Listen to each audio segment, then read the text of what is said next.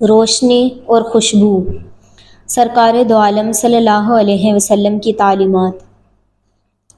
حضرت ابو ہریرہ رضی اللہ تعالیٰ عنہ راوی ہیں کہ حضور اقدس صلی اللہ علیہ وسلم نے ارشاد فرمایا، آپس میں ہدایہ اور تحائف کا تبادلہ کرتے رہو تاکہ باہمی محبت بڑھے۔ رحمت دو جہاں صلی اللہ علیہ وسلم کا ایک اور ارشاد گرامی ہے کہ آپس میں تحفہ تحائف دیتے رہا کرو، اس سے دل صاف ہوتے ہیں اور محبت بڑھتی ہے۔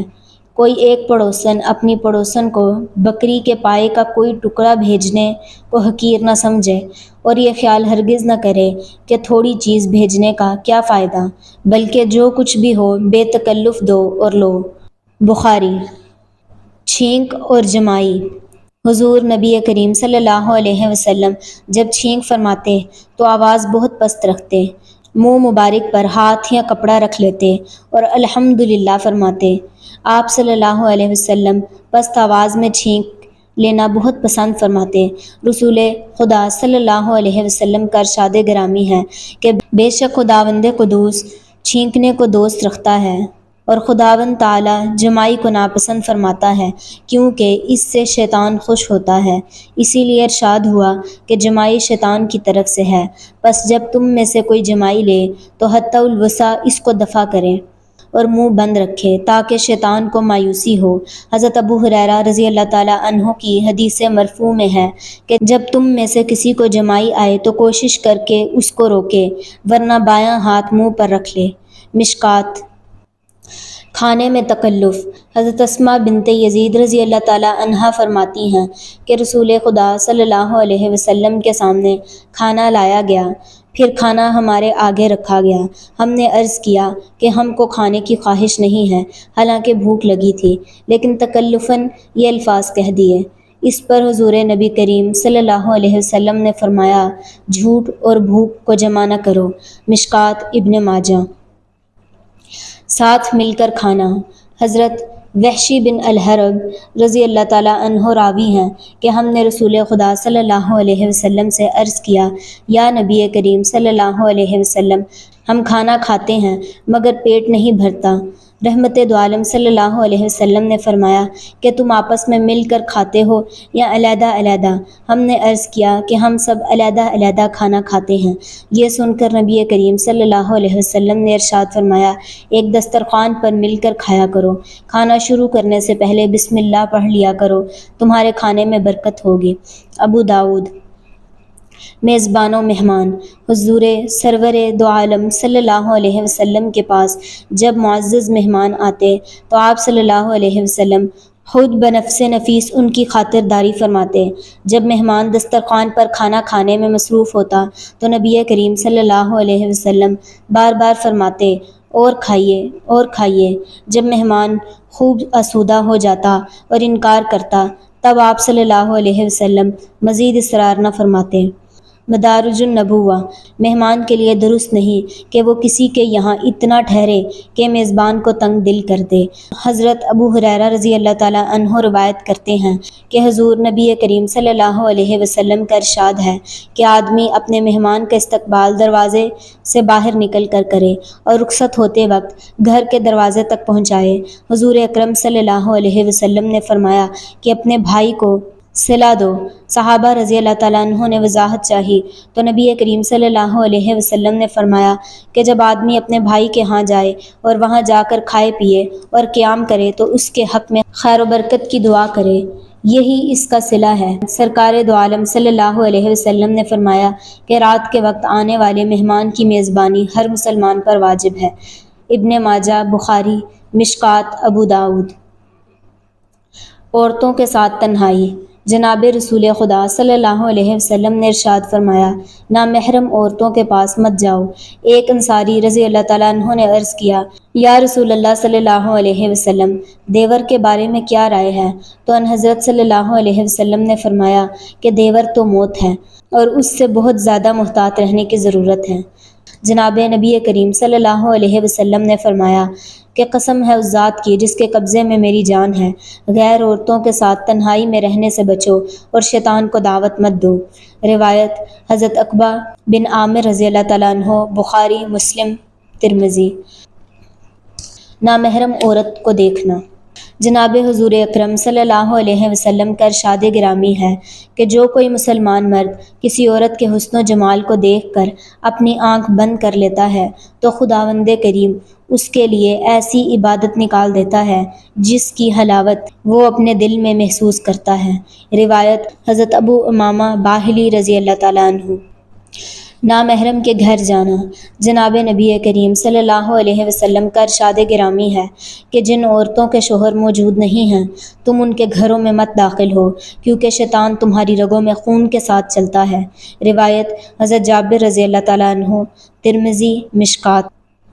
جنت سے محرومی۔ سرکار دو عالم صلی اللہ علیہ وسلم کا ارشاد ہے کہ 3 شخص کبھی جنت میں داخل نہ ہوں گے۔ نمبر 1 دیوس، نمبر 2 مردانہ شکل بنانے والی عورتیں، نمبر 3 ہمیشہ شراب پینے والا۔ صحابہ رضی اللہ تعالیٰ عنہ نے عرض کیا، یا رسول اللہ صلی اللہ علیہ وسلم، دیوس کون ہے؟ تو آپ صلی اللہ علیہ وسلم نے فرمایا، جس کو اس کی پرواہ نہ ہو کہ اس کی گھر والی کے پاس کون آتا ہے اور کون جاتا ہے۔ روایت حضرت عمار بن یاسر رضی اللہ تعالیٰ عنہ۔ عورت سے مشابہہ لباس۔ حضور نبی کریم صلی اللہ علیہ وسلم نے اس مرد پر لعنت فرمائی جو عورتوں کی وضع قطع کا لباس پہنے۔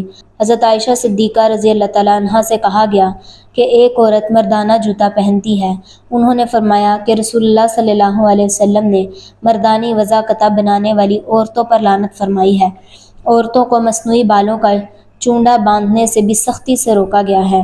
حدیث شریف میں ہے کہ عورت کو ایسا باریک دوپٹہ نہ اوڑھنا چاہیے کہ اس میں سے سر کے بال اور جسم نظر آئے۔ عورتوں کے لیے یہ بھی ضروری ہے کہ وہ ایسا کپڑا پہنے جس کی آستینیں پوری ہوں۔ آدھی آستین والا کرتا یا قمیض پہننا گناہ ہے۔ ایسی عورتیں قیامت کے روز برہنہ اٹھائی جائیں گی۔ روایت حضرت ابو ہریرہ رضی اللہ تعالیٰ عنہ، ابن ابی ملیکہ رضی اللہ تعالیٰ عنہ، مسلم بہشتی زیور۔ حضرت ابن عباس رضی اللہ تعالیٰ عنہ سے روایت ہے کہ نبی کریم صلی اللہ علیہ وسلم نے ارشاد فرمایا کہ جو مرد عورتوں کی مشابہت کرتے ہیں اور جو عورتیں مردوں کی مشابہت کرتی ہیں خداوند تعالیٰ ان پر لعنت کرے۔ بخاری۔ قرآن پاک کی برکت۔ رحمت دو عالم صلی اللہ علیہ وسلم کا ارشاد گرامی ہے کہ مسلمانوں اپنے گھروں میں قرآن مجید کی تلاوت کرتے رہا کرو کیونکہ جس گھر میں قرآن مجید نہیں پڑھا جاتا اس میں خیر و برکت نہیں ہوتی۔ روایت حضرت جابر رضی اللہ تعالیٰ عنہ، حضرت انس رضی اللہ تعالیٰ عنہ۔ صحبت نیکاں۔ حضور نبی کریم صلی اللہ علیہ وسلم کا ارشاد ہے کہ مسلمانوں اپنے سے بڑوں کی صحبت اختیار کیا کرو اور دانش مندوں سے میل جول رکھا کرو۔ ہر انسان اپنے دوست کے مشرب پر ہوتا ہے، بس پہلے ہی دیکھ لینا چاہیے کہ وہ کس کو دوست بناتا ہے۔ مشکات۔ ان حضرت صلی اللہ علیہ وسلم کی خدمت میں ایک شخص حاضر ہوا اور عرض کی، یا رسول اللہ صلی اللہ علیہ وسلم، ایک آدمی کسی شخص سے اس کے نیک اعمال کی بنا پر محبت رکھتا ہے مگر خود اتنے زیادہ نیک اعمال نہیں کرتا جتنے اس دوسرے نیک شخص کے اعمال ہیں۔ اس پر سرکار دو عالم صلی اللہ علیہ وسلم نے فرمایا کہ کچھ مذائقہ نہیں، قیامت کے روز آدمی اسی کے ساتھ ہوگا جس کے ساتھ محبت رکھتا ہے اور اس نیک شخص سے محبت کا اس کو صلہ ملے گا۔ روایت حضرت عبداللہ ابن مسعود رضی اللہ تعالیٰ عنہ، بخاری۔ ہم نشین کا اثر۔ برے ہم نشین کے پاس بیٹھنے سے تنہائی بہتر ہے اور اچھے ہم نشین کے پاس بیٹھنا تنہا بیٹھنے سے بہت بہتر ہے، اور نیک بات زبان سے نکالنا خاموشی سے بہتر ہے، اور زبان سے بری بات نکالنے سے بہتر ہے کہ انسان خاموش رہے۔ روایت حضرت ابو ہریرہ رضی اللہ تعالیٰ عنہ، بہیقی فی شعب الایمان۔ ہمسایہ کا انتخاب۔ حضور صلی اللہ علیہ وسلم کا ارشاد گرامی ہے کہ مسلمانوں گھر بنانے یا لینے سے پہلے اچھے ہمسائے کو تلاش کیا کرو اور راستہ چلنے سے پہلے اچھے ساتھی کو ڈھونڈ لیا کرو۔ طبرانی۔ اہل و عیال کا فتنہ۔ حضور نبی کریم صلی اللہ علیہ وسلم کا ارشاد گرامی ہے کہ ایک زمانہ ایسا آئے گا کہ آدمی کی ہلاکت اس کی بیوی، ماں باپ اور اولاد کے ہاتھوں ہوگی۔ وہ یوں کہ وہ لوگ اس شخص کو ناداری کا طعنہ دیں گے اور ایسی باتوں کی فرمائش کریں گے جن کو یہ اٹھا نہ سکے گا، سو یہ ایسے کاموں میں گھس جائے گا جس سے اس کا دین جاتا رہے گا، پھر یہ برباد ہو جائے گا۔ روایت حضرت ابن مسعود رضی اللہ تعالیٰ عنہ، حضرت ابو ہریرہ رضی اللہ تعالیٰ عنہ، بہیقی فی الحیات المسلمین۔ مسلمان بھائی سے بحث و مذاق۔ حضور اقدس صلی اللہ علیہ وسلم نے فرمایا کہ اپنے مسلمان بھائی سے خواہ مخواہ بحث نہ کیا کرو، اور نہ اس سے ایسا مذاق جو اس کو ناگوار اور ناپسند ہو، اور نہ ہی اس سے ایسا وعدہ کرو جو پورا نہ کر سکو۔ روایت حضرت ابن عباس رضی اللہ تعالیٰ عنہ، ترمذی حیات المسلمین۔ غیبت پر حمایت۔ حضور نبی کریم صلی اللہ علیہ وسلم کا ارشاد ہے کہ جس کے سامنے اس کے مسلمان بھائی کی غیبت ہوتی ہو اور وہ اس کی حمایت پر قدرت رکھتا ہو اور وہ اس کی حمایت کرے تو خداوند تعالیٰ دنیا اور آخرت میں اس کی حمایت فرمائے گا، اور اگر ایسا نہ کیا حالانکہ وہ اس کی حمایت پر قادر تھا تو دنیا اور آخرت میں خدا کی طرف سے اس پر گرفت ہوگی۔ روایت حضرت انس رضی اللہ تعالیٰ عنہ، شرح السنہ حیات المسلمین۔ دوسرے کی زمین۔ حضور سرور کائنات صلی اللہ علیہ وسلم کی حدیث مبارک ہے کہ جو آدمی اپنی اور کسی دوسرے آدمی کی زمین کی حد بدل ڈالے، قیامت تک اس پر خداوند تعالیٰ کی لعنت ہے۔ طبرانی۔ پاکیزگی اور صفائی۔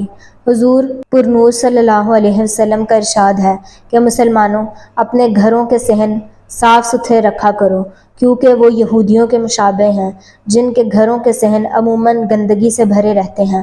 حضور صلی اللہ علیہ وسلم کا ارشاد ہے کہ اپنے گھروں میں نماز پڑھو اور انہیں مقبرہ نہ بناؤ۔ طبرانی، مسند احمد۔ علاج معالجہ۔ سرکار دو عالم حضرت محمد مصطفیٰ صلی اللہ علیہ وسلم کا ارشاد ہے کہ خداوند کریم کے بندو علاج کرایا کرو، کیونکہ رب العزت نے بڑھاپے کے سوا ہر بیماری کی دوا پیدا کی ہے۔ ایک اور جگہ ارشاد فرمایا کہ برکت کھانے کے بیچ میں نازل کی جاتی ہے، اس لیے تم برتن کے کناروں سے کھاؤ اور بیچ میں سے مت کھاؤ۔ ترمذی۔ جسمانی آرائش۔ رحمت دو عالم حضرت محمد مصطفیٰ صلی اللہ علیہ وسلم ایک مرتبہ ملاقات کی غرض سے تشریف لائے تو ایک آدمی کو دیکھا، وہ گرد و غبار سے اٹا ہوا تھا اور اس کے بال بکھرے ہوئے تھے۔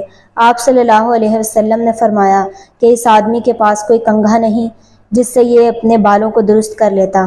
آپ صلی اللہ علیہ وسلم نے ایک دوسرے آدمی کو دیکھا جس نے میلے کپڑے پہن رکھے تھے۔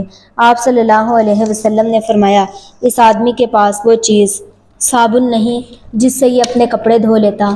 روایت حضرت جابر رضی اللہ تعالیٰ عنہ، مشکات۔ حضرت ابو ہریرہ رضی اللہ تعالیٰ عنہ روایت کرتے ہیں کہ حضور پر نور صلی اللہ علیہ وسلم نے ارشاد فرمایا ہے کہ جس شخص کے سر پر اور داڑھی پر بال ہوں اس کو چاہیے کہ بالوں کو اچھی طرح دھوئے اور صاف ستھرا رکھے۔ ابو داؤد، مشکات۔ مدح میں مبالغہ۔ ان حضور صلی اللہ علیہ وسلم نے ایک دفعہ ایک شخص کو دوسرے شخص کی مبالغہ آمیز تعریف کرتے ہوئے سنا تو فرمایا تم نے تو اس کو برباد کر دیا۔ ایک اور موقع پر کسی سے فرمایا تم نے تو اپنے ساتھی کی گردن مار دی۔ اگر تمہیں تعریف ہی کرنی ہو تو یوں کہو کہ میں یہ گمان کرتا ہوں، بشرط یہ کہ اس کے علم میں وہ واقعی ایسا ہو، اور قطعیت کے ساتھ غیب پر حکم نہ لگانا چاہیے۔ صحیح بخاری۔ سیرت النبی صلی اللہ علیہ وسلم۔ بے جا مدح۔ رسول پاک صلی اللہ علیہ وسلم نے فرمایا کہ جس وقت تم تعریف کرنے والے کو بے جا تعریف کرتے ہوئے دیکھو تو اس کے منہ میں مٹی جھونک دو، یعنی اس پر ناگواری کا اظہار کرو۔ مشکات۔ فاسق کی مدح۔ ان حضرت صلی اللہ علیہ وسلم نے فرمایا کہ جس وقت فاسق کی تعریف کی جاتی ہے تو خداوند کریم اس پر غصہ ہوتے ہیں اور اس کی تعریف کی وجہ سے عرش دہل اٹھتا ہے۔ مشکات۔ بہتان۔ حضور نبی کریم صلی اللہ علیہ وسلم کا ارشاد گرامی ہے کہ جو کوئی اپنے غلام پر تہمت لگائے گا حالانکہ وہ بے گناہ ہو تو خداوند کریم روز قیامت اس غلام کے مالک کی پیٹھ پر کوڑے لگائے گا۔ روایت حضرت ابو ہریرہ رضی اللہ تعالیٰ عنہ، سنن ابی داؤد۔ سیرت النبی صلی اللہ علیہ وسلم۔ بوڑھے کی تعظیم۔ رسول خدا صلی اللہ علیہ وسلم نے فرمایا کہ جس جوان نے کسی بوڑھے شخص کے اس کے بڑھاپے کے سبب تعظیم و تکریم کی، خداوند کریم اس جوان کے بڑھاپے کے لیے ایسا شخص مقرر فرمائیں گے جو اس وقت اس کی تعظیم و تکریم کرے گا۔ روایت حضرت انس رضی اللہ تعالیٰ عنہ، ترمذی، مشکات۔ عمر کا لحاظ۔ رسول خدا صلی اللہ علیہ وسلم نے فرمایا کہ جو اپنے چھوٹوں پر رحم نہ کھائے، بڑوں کی تعظیم نہ کرے اور امر بالمعروف اور نہی عن المنکر نہ کرے، وہ ہمارے مشرب کا انسان نہیں۔ روایت حضرت ابن عباس رضی اللہ تعالیٰ عنہ، ترمذی۔ مصیبت زدہ کا مذاق۔ سرکار دو عالم صلی اللہ علیہ وسلم نے فرمایا، تو اپنے بھائی کی مصیبت پر خوشی کا اظہار نہ کر، ورنہ خداوند کریم اس پر رحم فرما دے گا اور تجھے مصیبت میں مبتلا کر دے گا۔ روایت حضرت وائلہ رضی اللہ تعالیٰ عنہ، ترمذی۔